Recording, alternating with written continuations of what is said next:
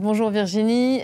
Décryptage, on l'a entendu, Kais Saied qui met en avant des dysfonctionnements de la Constitution. Qu'est-ce qu'il lui reproche exactement? Alors, il faut rappeler que cette Constitution tunisienne, elle date de 2014. Elle est à dominante parlementaire, c'est-à-dire que c'est le Parlement qui est au sein, qui a le plus de pouvoir, en fait, qui est au sein des institutions, avec des députés élus sur un scrutin de liste. C'est un acquis de la Révolution. Elle a mis 3 ans à aboutir. 3 ans de discussions passionnées qu'on avait d'ailleurs pas mal suivies sur France 24. Et elle est le fruit de compromis entre toutes les tendances politiques, tous les partis politiques et aussi la société civile, cette société civile qui avait mené à bout la révolution dite de Jasmin, en tout cas qui avait chassé du pouvoir Ben Ali. Aujourd'hui, ce système ne marche plus véritablement. En tout cas, ce système est dysfonctionnel et il y a des blocages.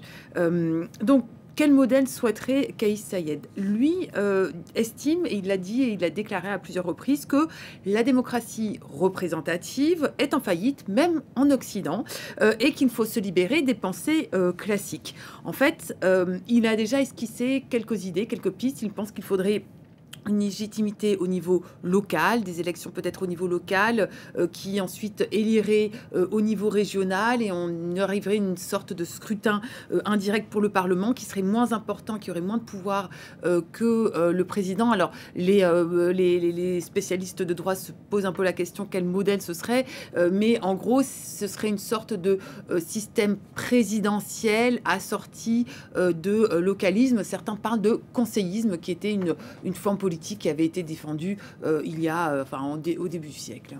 Alors, on l'a vu depuis le 25 juillet dernier, il y a beaucoup d'inquiétudes exprimées, encore plus peut-être depuis hier soir, notamment auprès de l'Union européenne.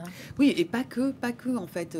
Imaginez quand même suspension des institutions, concentration des pouvoirs. Ce qui nous a frappé en fait tous, c'est qu'en été, quand ça a eu lieu, beaucoup de Tunisiens ont finalement défendu Kais Saied. On se rappelle de ces scènes de liesse dans la rue, comme si finalement c'était pas véritablement un coup d'État, ce qui nous a quand même pas mal décontenancé.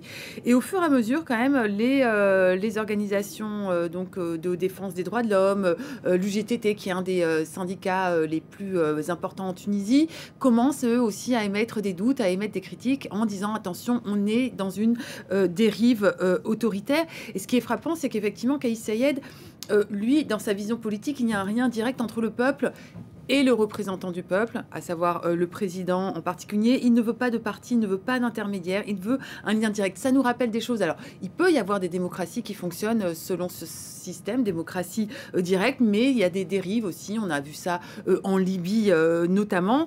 L'autre point, c'est que quelquefois, il prend des accents un peu prophétiques. On a l'impression qu'il croit avoir raison contre tous, qu'il a une sorte de vision, et il a tendance ces derniers temps à beaucoup se focaliser, d'ailleurs c'est pour ça qu'il a été élu, se focaliser sur la lutte contre la corruption, mais aujourd'hui on lui reproche justement de se focaliser trop là-dessus et de ne pas prendre en compte la réalité des problèmes économiques des Tunisiens. Donc oui, crainte d'une dérive autoritaire, on va devoir suivre ça de près.